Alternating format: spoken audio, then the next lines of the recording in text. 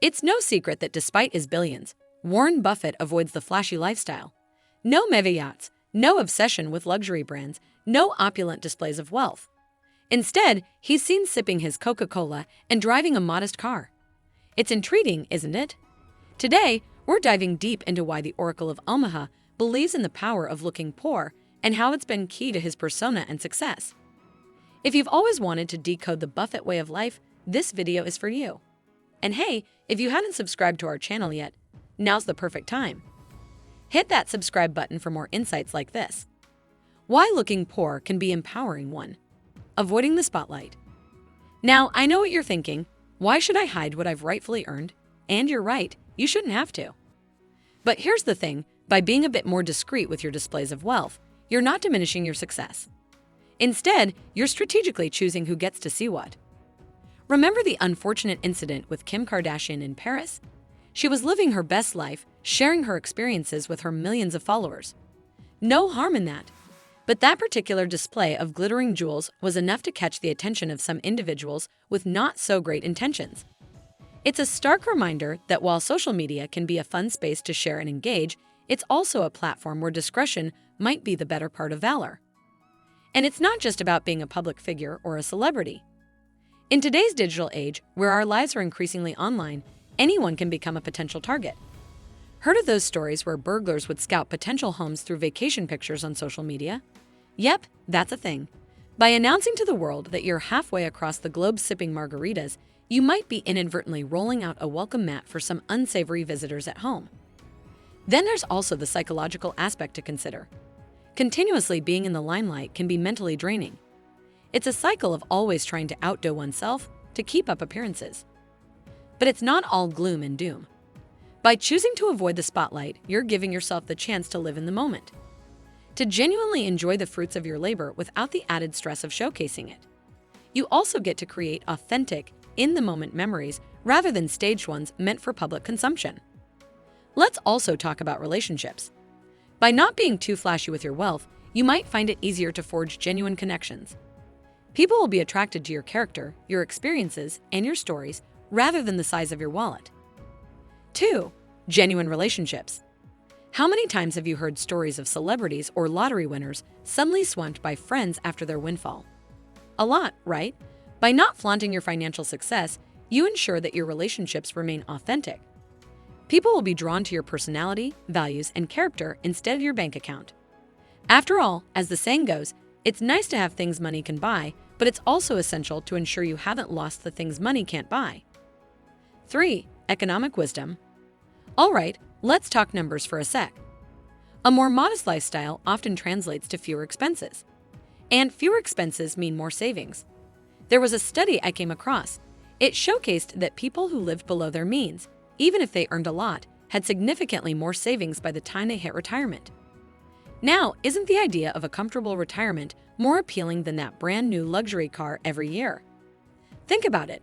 Buffett still lives in the same house in Omaha he bought back in the late 50s. It's not a sprawling mansion, but a comfortable home. That choice has saved him heaps in maintenance, taxes, and other expenses that come with luxury properties. How you can embrace the looking poor lifestyle.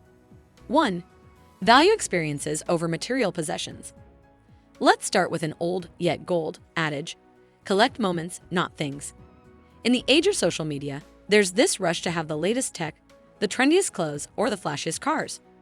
But fast forward a few years, and many of those items are either outdated or forgotten. Now, think back to that backpacking trip you took after college or that cooking class you attended with friends. Memories like these stick around, often growing richer with time. A study suggested that people derive more happiness from experiences than from material goods. So the next time you're thinking of splurging, maybe book a trip or pick up a new hobby. 2. Be conscious of consumerism. Consumerism isn't just about acquiring goods. It's deeply intertwined with our emotions, desires, and even our social status. I mean, think about it. Ever felt that itch to buy the latest smartphone, even though your current one works just fine?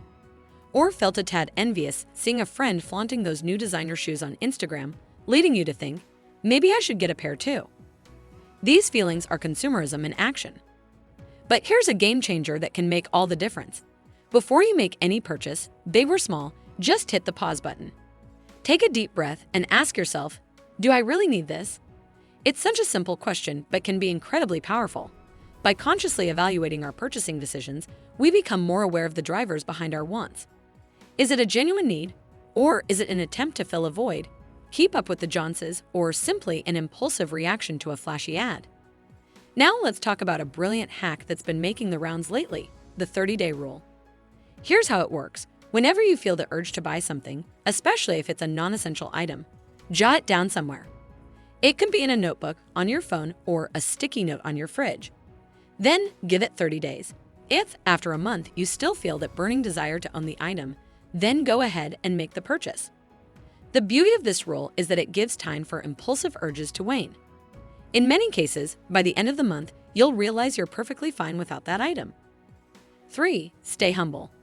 Now, this isn't about downplaying your achievements. Celebrate your milestones, absolutely. But there's a fine line between sharing joy and showing off.